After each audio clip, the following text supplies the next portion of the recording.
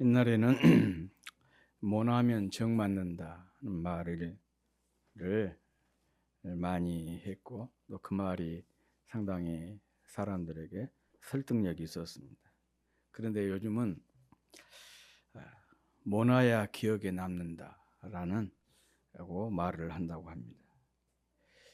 자기만의 그 뾰족한 것이 있어야 다른 사람들에게 어필이 된다. 뭐 그런 의미인 것 같습니다.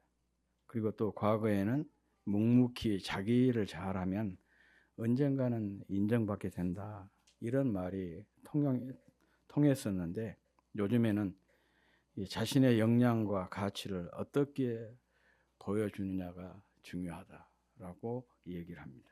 왜냐하면 아무리 뛰어난 재능이나 또 매력적인 가치를 지니고 있어도 알려지지 않으면 아무도 알아주지 않기 때문에 그렇습니다. 이런 의미에서 자기의 가치와 능력을 세상의 언어로 번역해서 이렇게 그 소개하는 것이 참 중요한 그런 시대가 됐습니다. 소위 말하면 PR 시대가 된 것이요. 자기 PR 시대가 된 것입니다. 그래서 현대는 자신을 적절하게 포장하고 홍보하는 것도 능력이 된 소위 말하면 자기 PR 시대 이렇게 얘기를 하고 있습니다. 그래서 각종 그 개인 매체를 보면은요, 자기 홍보를 열심히 하잖아요. 내가 얼마나 매력적이고 멋있는 사람인지, 또 얼마나 내가 여유롭고 또 그 수준 높은 그런 삶을 살고 있는지, 또 내가 얼마나 스마트하고 또 잘 준비되어 있고 또 아, 그 스펙이 빵빵하고 또 의리가 있고 뭐 이렇게 자기를 열심히 자랑하는 것을 볼 수가 있습니다.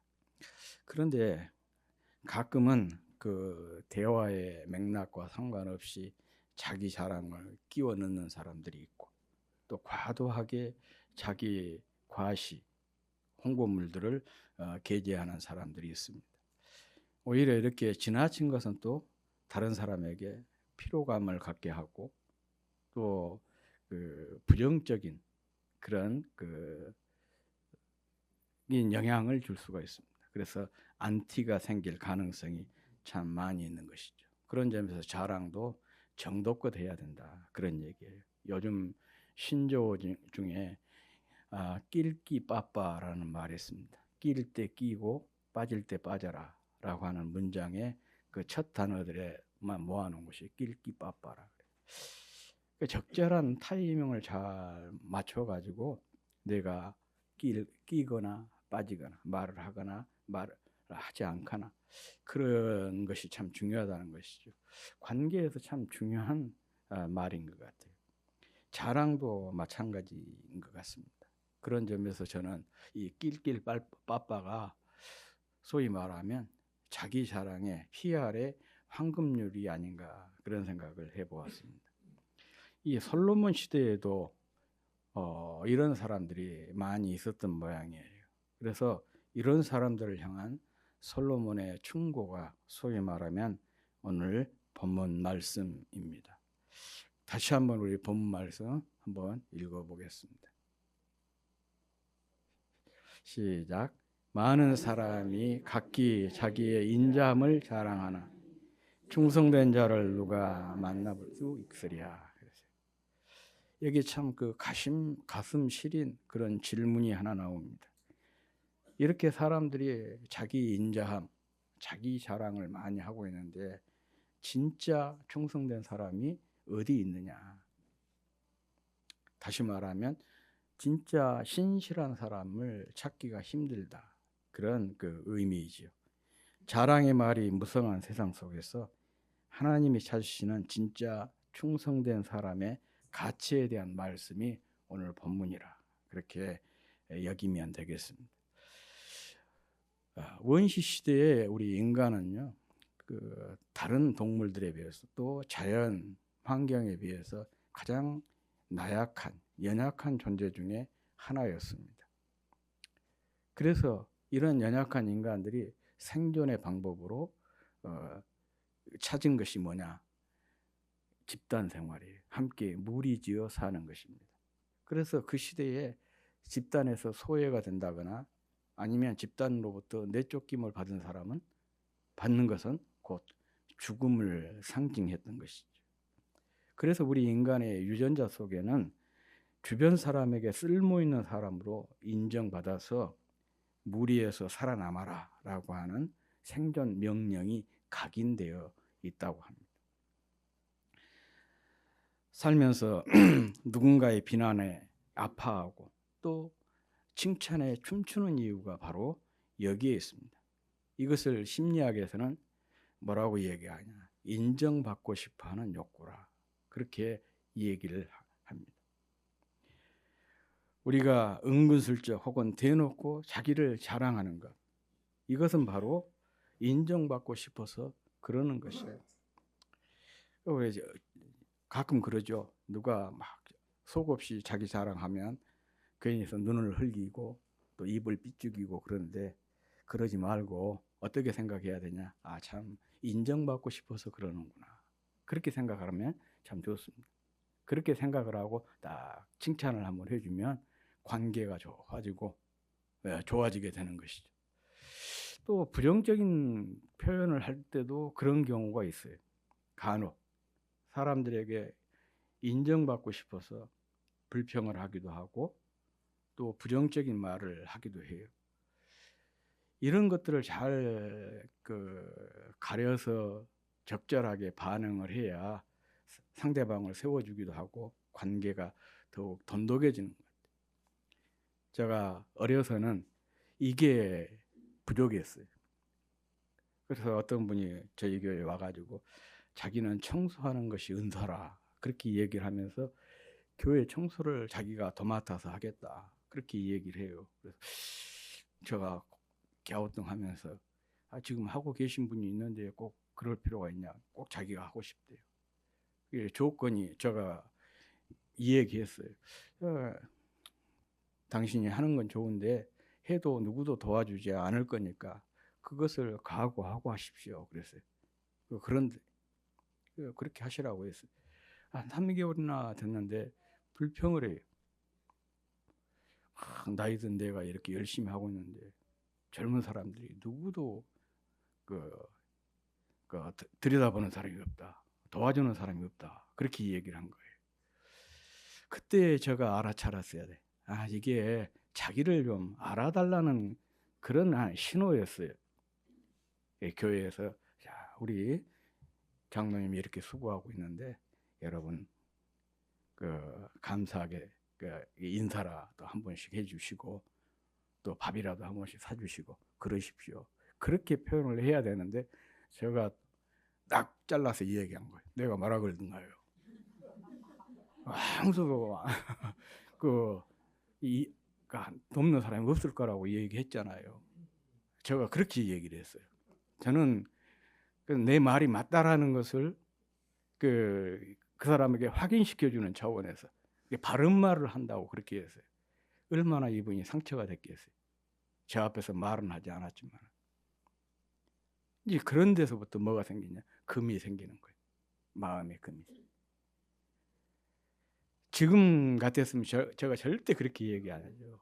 칭찬하죠. 그러니까 아무도 보지 않는 데서 알아주지 않는 그 일은 주님만 알아주니까 주님 안에서 상이 정말 많을 겁니다.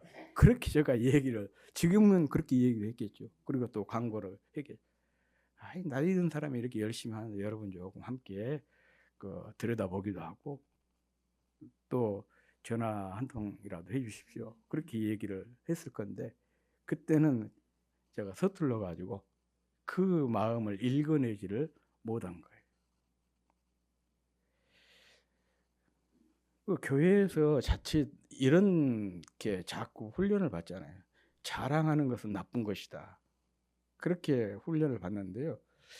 자랑한다는 것은 어찌 보면 밥을 먹는 것처럼 자연스러운 것이에요.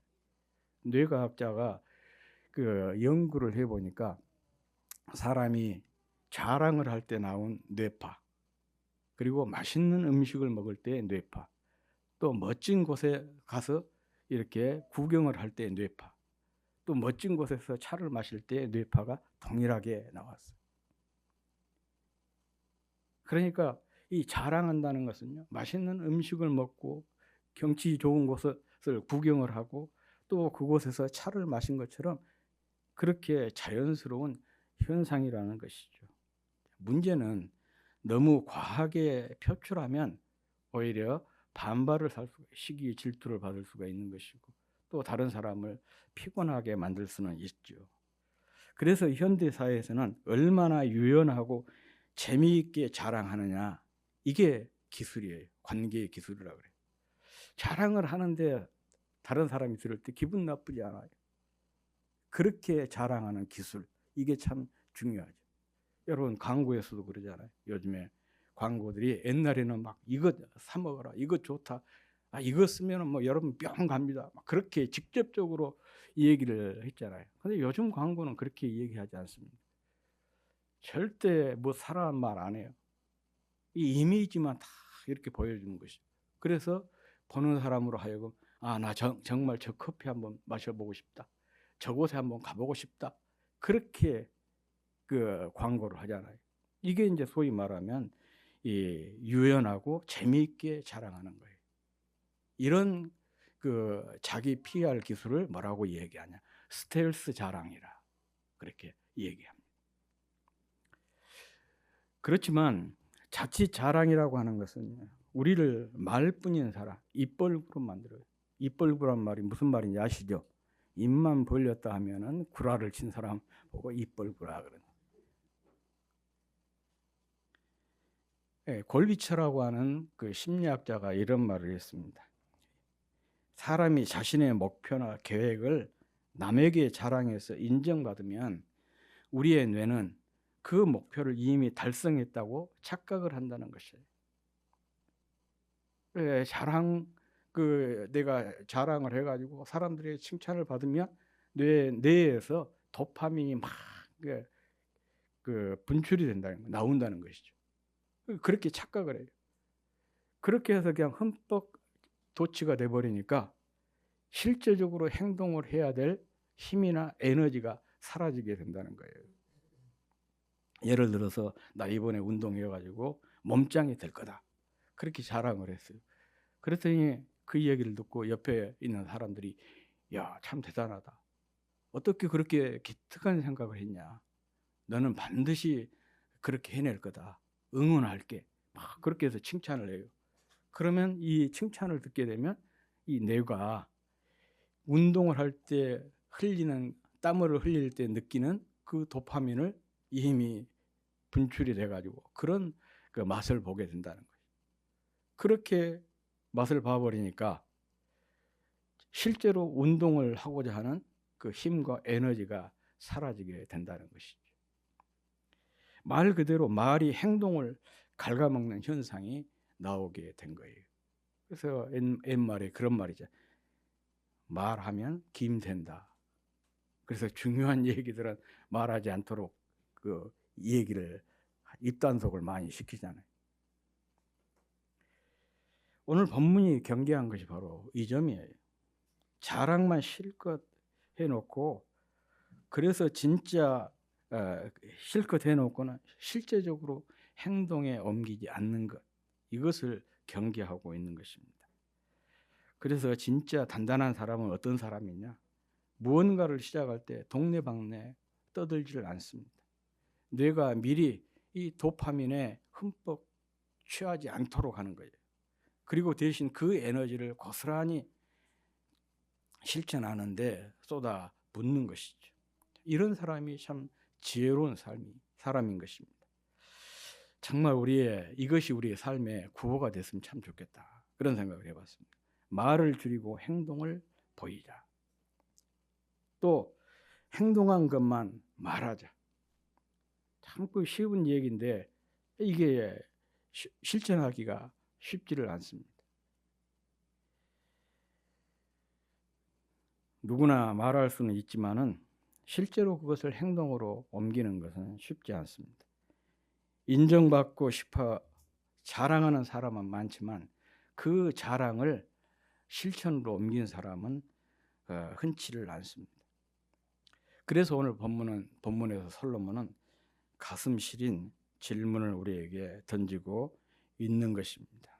많은 사람이 각기 자기의 인자함을 자랑하나 충성된 자를 누가 만나보랴. 그렇게 이 얘기를 하고 있습니다.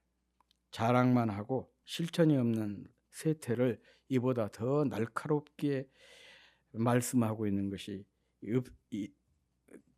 이런 날카로운 말씀이 있을까 싶을 정도입니다. 말만 앞서는 사람은 많지만 아무도 보지 않는 곳에서 묵묵히 자기에게 주어진 일을 최선을 다해서 일하는 신실하고 충성된 사람은 참 찾기가 어렵습니다. 여기서 충성된 자란 히브리어로 이슈 에무님 그렇게 얘기를 해요. 이슈 에무님.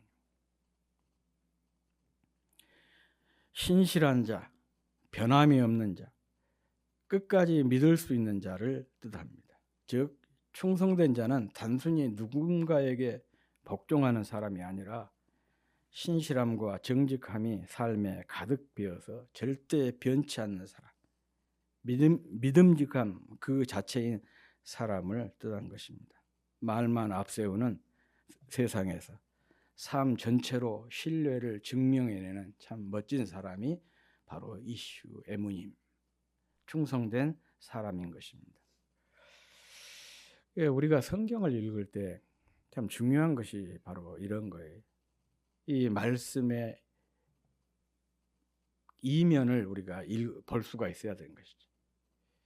이 말씀에서도 마찬가지입니다. 어쩜 지금 솔로몬이 이렇게 질문하고 있지만 사실 이건 솔로몬의 말이라기보다 우리를 향한 우리 하나님의 탄식이라 그렇게 들을 수가 있는데 바로 이 탄식의 이면에 하나님의 본심이 숨겨져 있습니다. 그 하나님의 본심이라고 하는 것은 화려한 말재주를 가진 사람이 아니라 미련해 보일 정도로 자리를 지키는 신실한 사람, 충성된 사람을 찾고 계신다. 그런 의미 아니겠습니까? 그 한자 고사성어에 미생지신이라고 하는 말이 있어요. 춘추 전국시대에 미생이라고 하는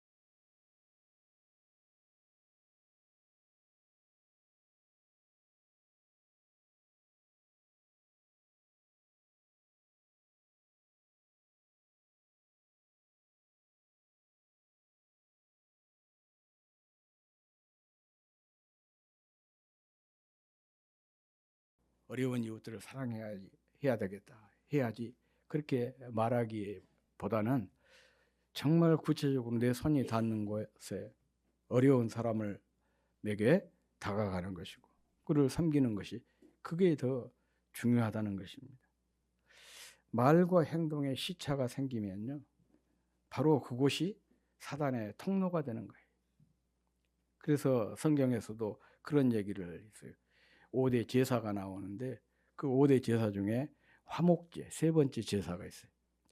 이 화목제라고 하는 제사는 참 특이해요. 하나님께 제물을 드려서 내장 뭐 이런 것만 하나님께 불살라 드리고 살코기는 제사를 집례하는 사람이나 또 제사자가 함께 둘러앉아서 먹어요, 살코기를. 그런데 이제 조그마한 양물 새끼를 드리고 그럴 경우에는 그 뭐 함께 제사를 집례한 사람과 제사자가 함께 먹으면 얼마나 남겠습니까? 그런데 부자가 제물을 드렸어요. 그것을 송아지를 드렸어요. 그럼 고기가 많겠죠. 그런데 이 고기를 이튿날까지 남겨두지 못하도록 합니다. 주변에 있는 사람들과 이것을 다 나누도록 했어요. 왜 음식을 남기지 말고 그냥 하루에 다 처리를 하도록 한 거냐? 바로 그거예요. 나눔이라고 하는 것은 신속해야 된다. 거기에 어떤 틈이 생기면 꼭 이유가 생겨요. 할 수 없는 일이 생기는 거예요. 그래서 말과 행동 사이에 시차를 두지 마라. 말을 했으면 바로 실천에 옮기는 것이고, 아니면 말하지 않고 그냥 실천에 옮기는 것이 더 중요해요. 내가 7월 첫날부터 성경을 읽겠다. 그런 사람들 치고 성경을 읽은 사람들 별로 못 봤어요. 오늘 당장에 시도한 사람은 가능한데 이렇게 자꾸 틈을 두면은 안 돼요. 그래서 말과 행동 사이의 시차를 줄여라. 말과 행동 사이의 시차를 줄일 때 우리 영혼은 말쟁이가 아닌 실천가로 드러나게 된 것입니다. 바로 이 세 가지. 관객을 사람에서 주님으로 바꾸는 것, 작은 일을 소중히 여기는 것, 그리고 말과 행동의 시차를 줄이는 것, 이것을 통해서 정말 주님이 찾으시는 신실하고 충성된 사람으로 우리가 드러날 수가 있는 것입니다. 주님의 시선이 머무는 곳은 소란함 속에서도 묵묵히 무릎을 꿇고 삶으로 증명하는 진실한 한 사람입니다. 이런 주님의 시선을 끄는 바로 그 한 사람이 저와 여러분이 될 수 있기를 주의 이름으로 축복합니다.